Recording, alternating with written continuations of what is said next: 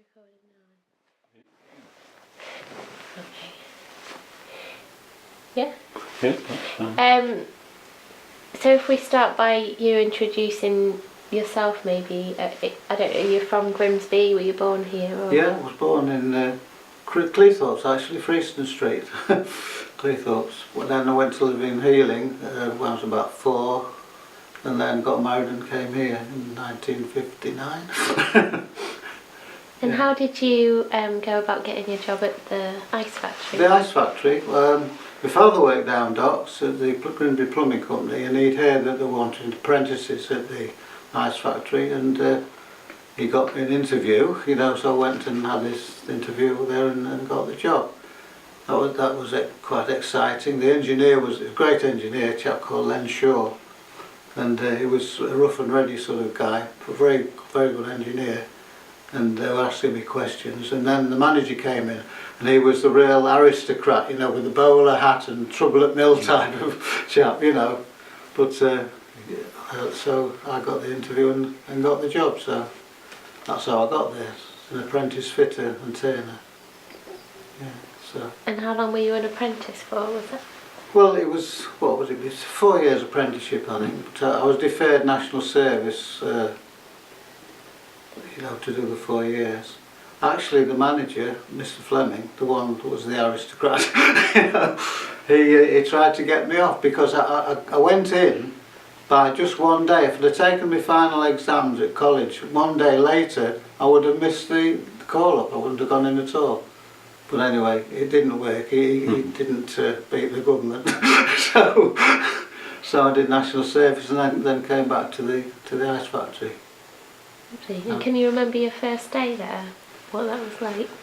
First day, yeah, they were installing a number 5 compressor. There were four main compressors prior to that, and they were installing the number 5 compressor plus 2 smaller ones, which they called heat pumps. And I was sent up to drill some holes for a bracket to hold some of the pipe work. And we drilled holes in those days with a ratchet drill. You wouldn't have seen anything like that. Really old-fashioned engineering stuff. So it was a ratchet. You pulled the ratchet and turned the drill bit like that, and I drilled holes like that. And that's what I was asked to do straight away. You know, the first job. And then I went with the motor mechanic for a while. You went to various, as apprentice you went in the ice factory, you went to various departments for, you know, experience and training. And at that time they were converting the trailers that carried the ice barrels around the docks. We were using Scammell, you know, the trucks. And they were converting the wooden top trailers to aluminium. And I was given the job of getting all the wood off before they put the aluminium on. And oh, it was great. You've got to tear that thing to pieces, you know, big levers and things like that, pulling it to pieces. And I did one of these in a day because I enjoyed doing it, you know. And I got into trouble saying, you've been too quick doing that, you know. We reckon to take about 3 days. Not from the gaffers, from the mechanics. But yeah, I worked with the mechanic for a while. And also on the conversion from the old Albion lorries from diesel and petrol to electric, they were converted. So I was working on that with the mechanic at that time. So then I did a period in the electrician shop as well and that sort of thing. But of course, then after I'd finished apprenticeship, national service came along. But I didn't know that I'd been earmarked for a bit of promotion to go into the engine room, which was the compressor room, or the main compressor rooms, and as to train to be a shift engineer, which was promotion in those days. I didn't know that until I got back from the national service, and they said, "Do you want to go in the engine room?" So yeah, I would like to. So I became relief shift engineer for quite a while. That was an additional, you know, relief for holidays and days off and things like that. So that was the sort of start of it. So.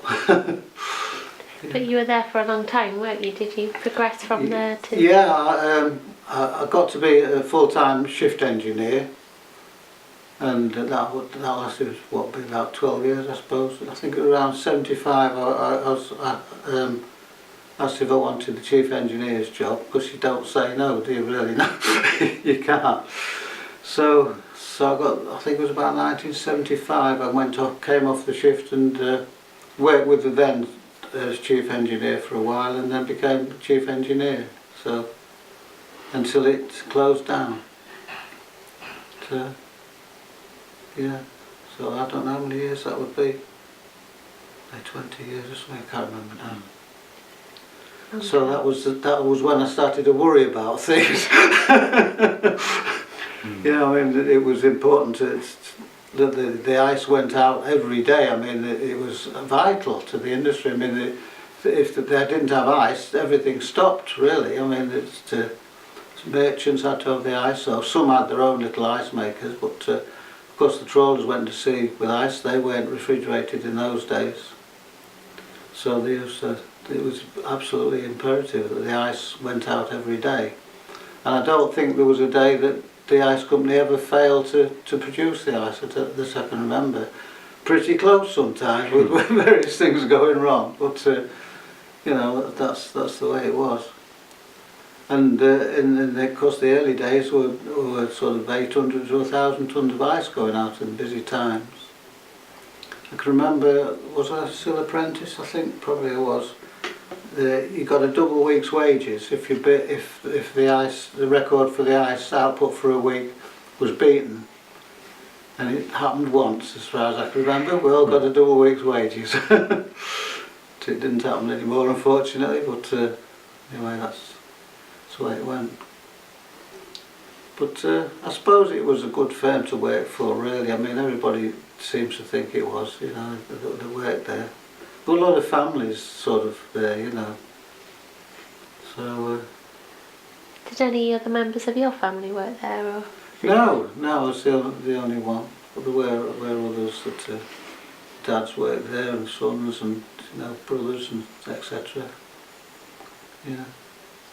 Well, of course, the Alan Bridges and his son, they were there. So. Was it quite a close group then, the people that worked there, did they?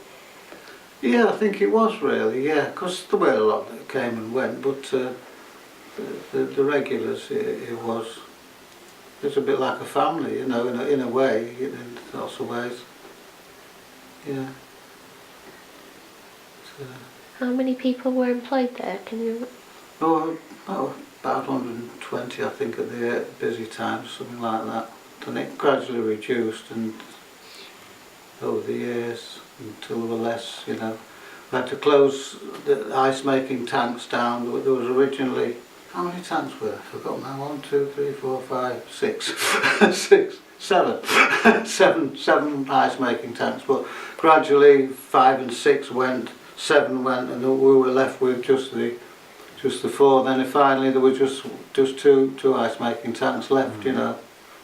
And of course it was difficult to adjust the running of the ice making machinery to efficiently make the ice in the remaining tanks, because the whole thing wasn't designed to be as small as that. If you see, and there'd be long periods of time when the ice making machinery was actually stopped, and you had to do it in short bursts. It was designed for continuous running on a big output, so it became quite difficult to manage the ice making when it reduced. We did have a good relationship with the YEB. They used to get to know the tariffs that they were operating before anybody else did something. Because in its heyday, in the original day, one of the biggest power consumers in the area. You know, before the factories came over the bank and all that. So. And often used to get the top guys from YEB round and come and have a talk about, well, we're going to do so and so, and it'll cost you this and cost you that. And I would have to work out the best way to operate the tariff, you know, to do the job as cheap as possible. But it didn't always match up with the best way to make ice. You know, you'd be running machinery at cheaper power, to get cheaper power at a period when it wasn't best to run the machinery for making the ice. If see what difficult to describe, but anyway, it was we had to have a compromise and keep the job going somehow, you know. So that's what we did. Well, that was in the later years when things were winding down, you know. When it was busy, we operated a system of running the machinery at the best, you know, most economical times anyway. And we had systems to indicate when we were overloading. You know, if you went overloaded power-wise to a certain degree, it would cost a lot more. The power we used to have to keep to below a certain power consumption, and that meant watching the dials and everything, and the shift engineer saying, "Stop everything, stop lifting ice, and wait for 20 minutes, quarter of an hour." But you know, and then start again. It worked on a half-hourly basis. If you overdid the amount in any 1/2 hour, it would cost a lot more. Every half hour would be charged at that rate. It was a bit of a juggle at times to keep things, you know, going. Yeah. If you went over the limit, the engineer would be in. Well, he wouldn't be in trouble, be a bit embarrassed, that's all, because you couldn't help it, sort of thing. So.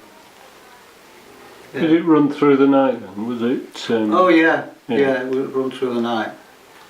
What would happen is in the morning the ice foreman would go around the trawlers and the merchants and everything and find out how much ice was required for the day.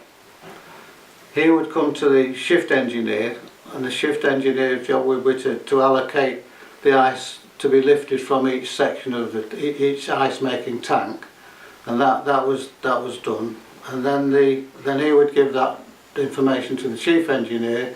The chief engineer would indicate how we needed to run the machinery. We start another machine, or that's a compressor, ice making compressor, or do we just keep on the two? There was normally 2 compressors running continuously, and you added a compressor if you needed to. So then the chief engineer would say, well, start another machine, or shut down even for a period if it was a low ice order. But at the end of the day, when you knew exactly the ice amount that had been taken out, you calculated the amount of compressor running hours you required to remake the ice that was taken out. The machines used to run about 12 to 15 tons of ice per compressor hour. So, two machines running for 24 hours would make 15 times 24 tons of ice. Whatever. Yeah. So that's how it sort of worked day by day. Was it quite a smooth running thing then, did it? Pardon? Was it quite a smooth running machine then, or did? Oh yeah, it was. The whole thing ran quite smoothly most of the time. Obviously things went wrong, you know. Conveyors broke down and elevators broke down and things. That's why you had a team of maintenance men all the time. Yeah. Yeah. Belts would break and everything happened. And it had to be maintained while it was still going. Is that? Well, you would if you would transfer the ice. If any section broke down, you would transfer the ice required to somewhere else, some other tank that was working, or things like that. Or it just depended on the situation, you know. So. You mentioned before the quite very skilled team. Oh yeah. Working there. Yeah, there was fitters, electricians, joiners. I mean, a lot of the good thing was that most of those that stayed there, fitters and electricians, were experienced on the actual factory itself, which was a big advantage because they'll have dealt with the same sort of breakdown many times before, if you see what I mean, and know exactly what to do. If they didn't, it was up to me. I had to tell them what they were a good team, you know. Yeah. And were most people introduced to the ice factory through an apprenticeship then? Is that how most people began their work at the ice factory, through an apprenticeship like yourself? Not all of them. In later years there were less. But yeah, initially I think there was other apprentices after my time. There was a few others. Not everybody stayed on, but all the people were set on, during the period as well, other fitters or electricians. I mean, some of them sort of retired. I mean, the shift engineers, it was through the retirement of the older chaps that I got on to be a shift engineer, that sort of thing. Can you remember what you took home in those early days, out the pay? Can't remember. Yeah. I think the first pay packet was about £9, I think. Yeah. From something like that. An apprentice. Yeah. There was a bit of overtime in those early days, but as time went on, of course, things reduced, and there were one or two disputes over various things to be dealt with, sort of thing. The system was that if there was a complaint, they came to me, and if we couldn't resolve it between the guys or the union, whatever it was, then we all went to the manager and sort of thing and discussed it. That was basically the system. Usually we sorted things out, because in those days the unions were probably stronger as well.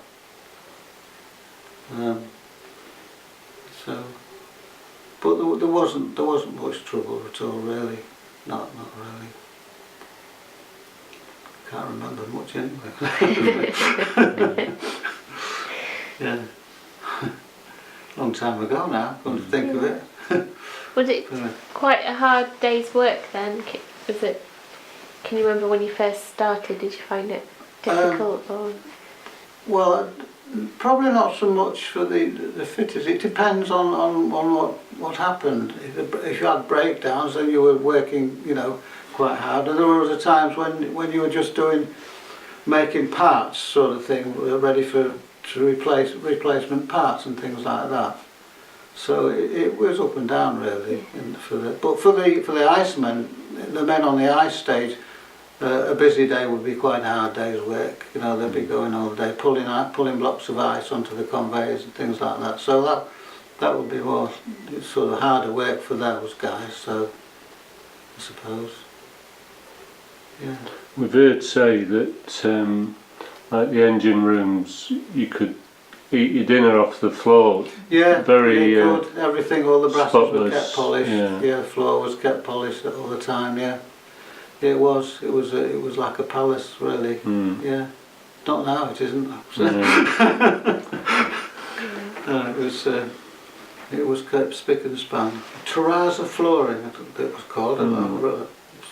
Well, that was the name of the firm. I can't remember. But when they had the floor done, you had to look after the floor, crikey. And it was kept spick and span. Yeah. And another point we're not clear about is, one person said, there was a canteen in the ice factory. When I was there wasn't actually a canteen that served food or anything like that, but there was just a room. There was a room where you went and took your own packing up and everything. But not in my time, there wasn't actually a canteen there, no. No, there wasn't. Earlier years maybe, I don't know. But the nearest canteen was the Lumpers canteen next door. So that was where everybody skived off to. When they shouldn't, but there you go. That's yeah, it's quite amusing times really. I remember there were lots of hidey holes in the factory where guys were going up a little bit of a kip sort of thing. But everybody knew. I mean, I can remember the chief engineer when I was a lad. They'd say, "Go and find so and so, the painter. I'll tell you where he'll be. He'll be on top of that water tank. Go and fetch him. I want him." So Right, I'll go and fetch him. Yeah. Just amusing things at times. Yes. Can you tell us more about the final days of the factory then? Because you saw it right to the close, didn't you? Yeah, yeah. What was your role in that then? During the years before, we had to work out how we could operate the factory with less and less men. And I was involved with that, trying to work out who do we need for this, who do we need for that, because they had to cut down all the time. And so I had to sort of say, well, yes, I think we can work it with so and so number of men, or not, that we can't get rid of this. So I was involved with that, together with the actual running of the plant, running down of the plant and calculating how to keep it going efficiently as possible. So there was a gradual reduction in staff, etc. So I was sort of involved with that, and right to the final decommission of the plant, so make it safe and everything. And finally the power was cut off, and that was it. So it was a difficult time, that really. It's probably more difficult than the actual running of the busy times, so